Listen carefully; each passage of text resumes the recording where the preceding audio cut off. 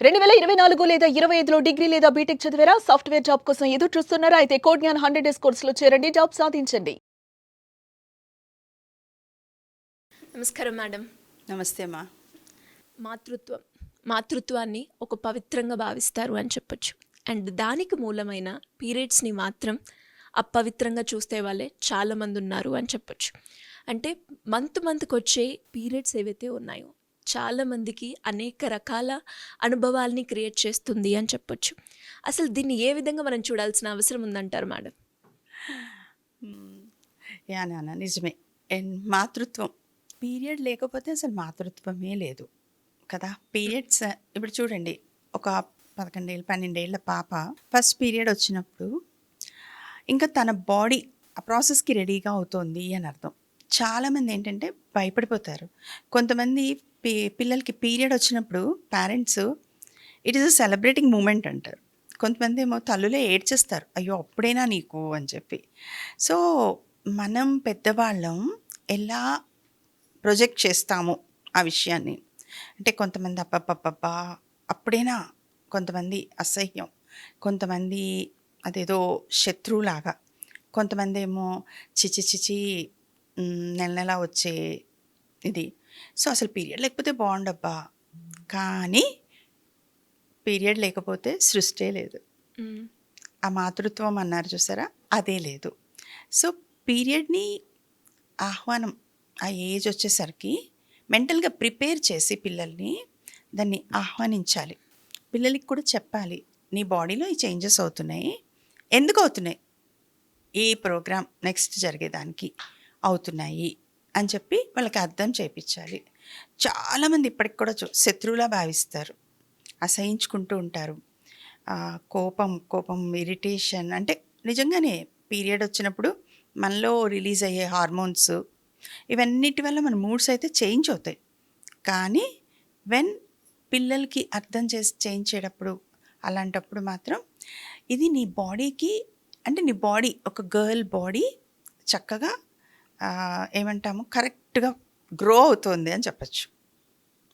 So ఆ గ్రోతే కదా రేపటి అమ్మగా మారడానికి అర్హతనిచ్చేది.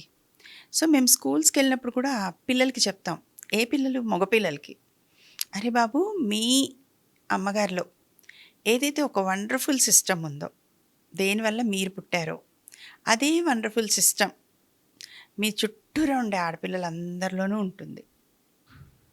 ఎందుకంటే దాన్ని ఒక మంచిది అనే భావన, అంటే అది యూస్ఫుల్, నెససరీ అనే భావన అబ్బాయిలకైనా అమ్మాయిలకైనా. దాన్ని ద్వేషించడము, మీరు అల్లు అర్జున్ పాట ఒకటి ఉంటుంది, నా నా ప్రేమని కోపంగాను, నా ప్రేమని ద్వేషంగాను, చెలియా అని చెప్పి ఫీల్ మై లవ్ అంటారు కదా ఆ పాట. సో ఆ పాటలాగే మన బాడీలో పీరియడ్ తప్పదు, రావాలి, వస్తేనే హెల్దీ అన్నట్టు, నెక్స్ట్ ప్రాసెస్కి వీఆర్ ఎలిజిబుల్ అన్నట్టు. సో మరి దాన్ని చక్కగానే ఆహ్వానించవచ్చు కదా, హ్యాపీగానే తీసుకోవచ్చు కదా. తర్వాత మీ బాడీ ఎలా మారుతోంది, తర్వాత ఎట్లాంటివి జరుగుతున్నాయి, ఇవన్నీ కూడా స్లోలీ అర్థం చేసుకోవడం, ఆ గ్రోత్ని యాక్సెప్ట్ చేయడం, ఇవన్నీ మనం పిల్లలకి నేర్పించాలి. ఎందుకంటే మేము వెళ్ళినప్పుడు పాపం పిల్లలు చాలామంది స్కూల్స్లో చెప్తూ ఉంటారు, మేడం అదొక నరకం మేడం.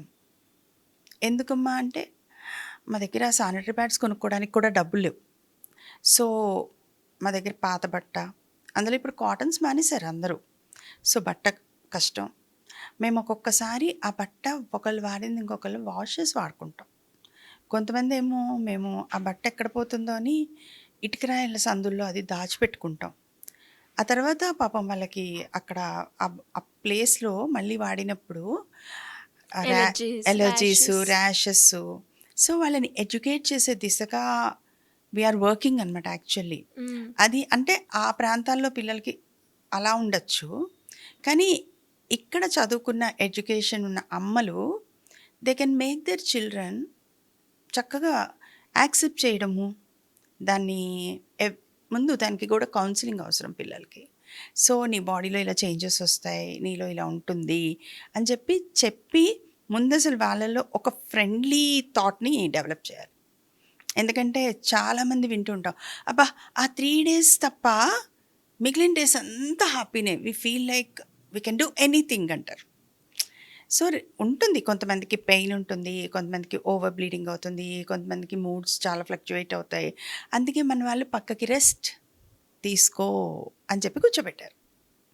మరి ఆ రెస్ట్ని దాటి మనం వచ్చాం కాబట్టి దాన్ని ఫ్రెండ్లీగా భావించి మన యుట్రస్ని, అంటే మన చూడండి ఎందుకు పవిత్రం అంటే మీరు వినే ఉంటారు, గర్భాలయము అంటారు.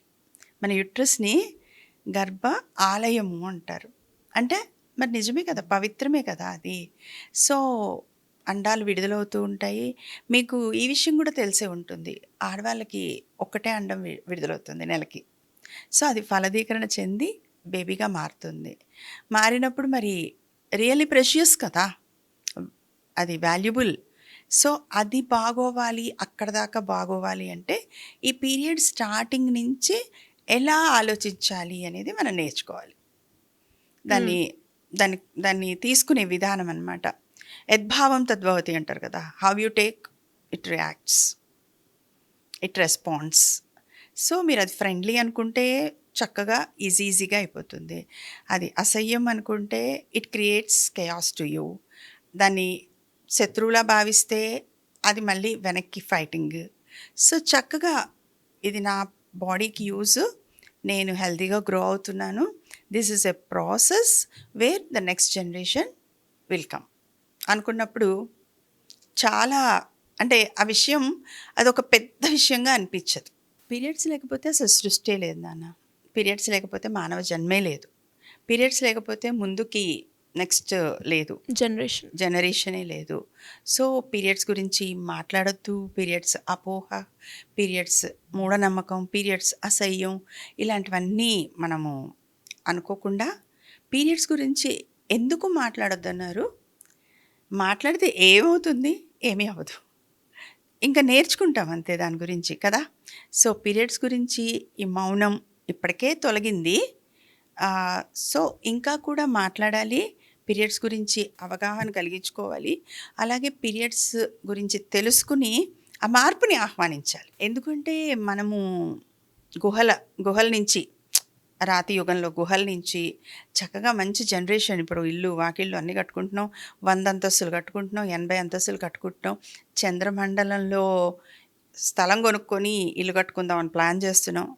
కానీ ఇక్కడికి వచ్చేసరికి మళ్ళీ అక్కడే ఆగిపోవడం కంటే కూడా ఇంకా ఒక అడుగు వెనక్కే వేస్తున్నాం. ఈ మూఢనమ్మకాలతోటి, భయాలతోటి, అపోహలతోటి మనము వెనక్కి పెట్టేసుకుంటున్నాం. అప్పుడు పీరియడ్ వస్తే ఏమవుతుంది, ఇప్పుడు పీరియడ్ వస్తే ఏమవుతుంది, సడన్గా మేము ఎక్కడికో వెళ్ళాం అక్కడ పీరియడ్ వస్తే ఏమవుతుంది. So period is inevitable. ఆడపిల్లల సృష్టిలో ఎక్కడ పుట్టిన ఆడపిల్లకైనా ఈ పీరియడ్ అనేది తప్పనిసరిగా వస్తుంది.